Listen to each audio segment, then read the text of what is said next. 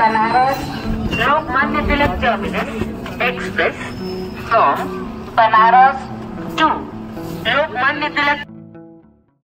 Hello, কৃতিস ওয়ার্ল্ডের নতুন একটি ভিডিওতে আপনাদের স্বাগত জানাই।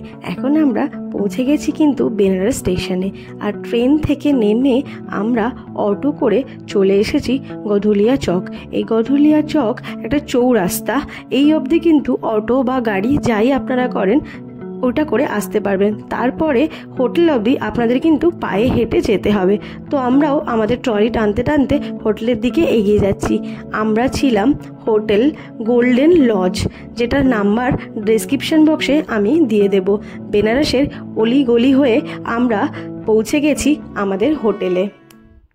এই হোটেলটা কিন্তু আমি অনলাইন দেখে বুক করেছিলাম, আর হোটেলটি দশাশ্বমেধ ঘাটের একদম কাছে। পায়ে হেঁটে আপনারা কাশী বিশ্বনাথ মন্দির কিন্তু চলে যেতে পারবেন।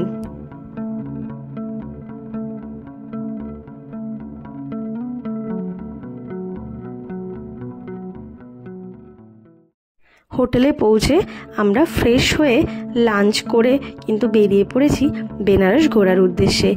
গলিতে গলিতে এই দেখুন আশেপাশে প্রচুর দোকান। এখানে রয়েছে বেনারসের স্পেশাল বেনারসি শাড়ির দোকান। এইসব দেখতে দেখতে আমরা এগিয়ে যাচ্ছি। বেনারসে হাঁটতে গেলে আপনাদের চোখে পড়বে বাড়ির দেওয়ালগুলোতে বিভিন্ন ধরনের ছবি আঁকা রয়েছে, যেটা কিন্তু আপনার দৃষ্টি আকর্ষণ করবে খুবই।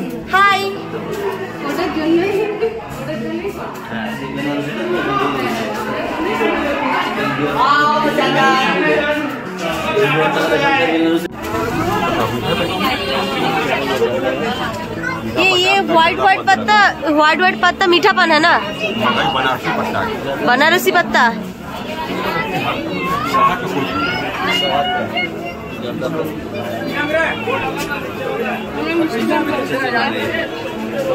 দোকান তুমিও পান খাবে? সত্যি? আমি খাবো না। না, आई थिंक मीठा पाনের খেলে, मीठा पत्ता वाला पान খেলে ভালো হতো।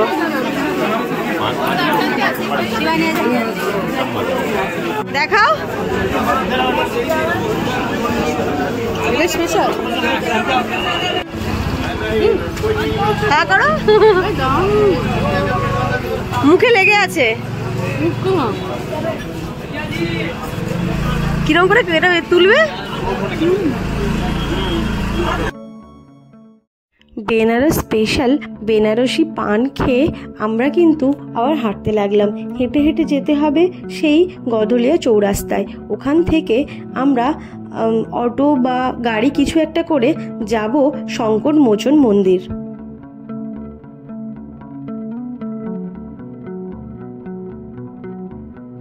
তাই না?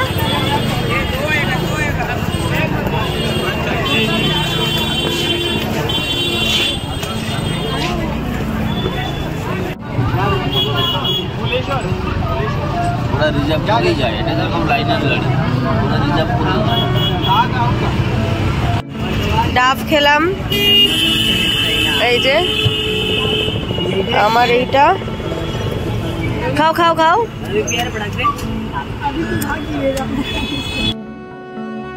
আমরা এখন চলে এসেছি শঙ্কর মোচন মন্দির। একেবারে সামনে ফুল এবং প্রসাদ কেনার দোকান রয়েছে, ওইখান থেকে ফুল আর প্রসাদ সংগ্রহ করে আমরা চলে এলাম।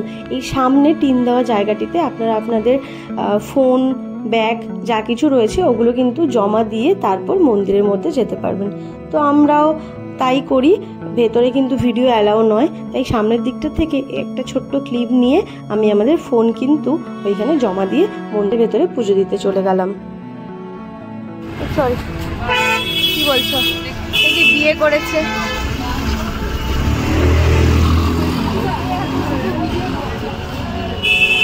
বিয়ে করে ফিরছে লোকে, দেখলাম। মন্দিরে পুজো দিয়ে এখন আমরা চলে এসেছি দশাশ্বমেধ ঘাটে। কিছুক্ষণ পরে সন্ধ্যা আরতি শুরু হবে। তার আগে আমরা চলে এলাম বোটিং করতে। এসে দেখি এখানে প্রচণ্ড ভিড়, কোথাও বসে গঙ্গা আরতি দেখার জায়গা নেই। তাই আমরা ডিসাইড করলাম যে আমরা বোটিং করব, আর বোট থেকে বসেই কিন্তু আমরা গঙ্গার আরতি দর্শন করব। বোটিংয়ের জন্য আমাদের জনপ্রতি 200 টাকা করে লেগেছিল। কয়েকটা ঘাট ঘুরিয়ে নিয়ে এসে গঙ্গা আরতির আগে বোটটিকে দশমেধ ঘাটের সামনে লাগিয়ে দিল, আর আমরা ওখান থেকে গঙ্গা আরতি দর্শন করলাম।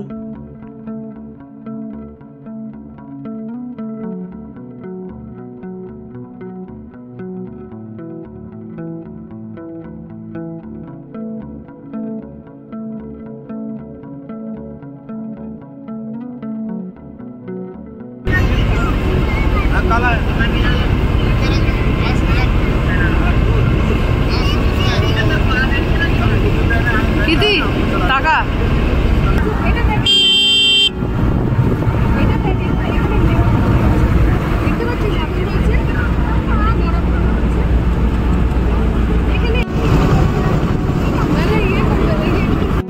এই সন্ধি হাই করো।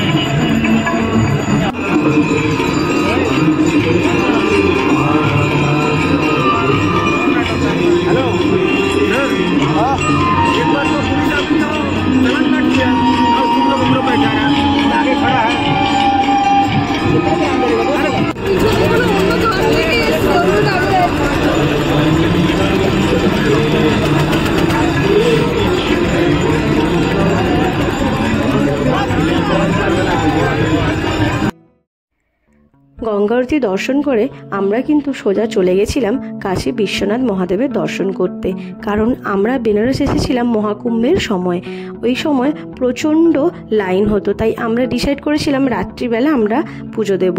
কিন্তু কাশী বিশ্বনাথ মন্দিরের ভেতরে ফোন নিয়ে যাওয়া অ্যালাউ নয়, তাই ওইখানে কোনোরকম ক্লিপ আমরা দিতে পারিনি।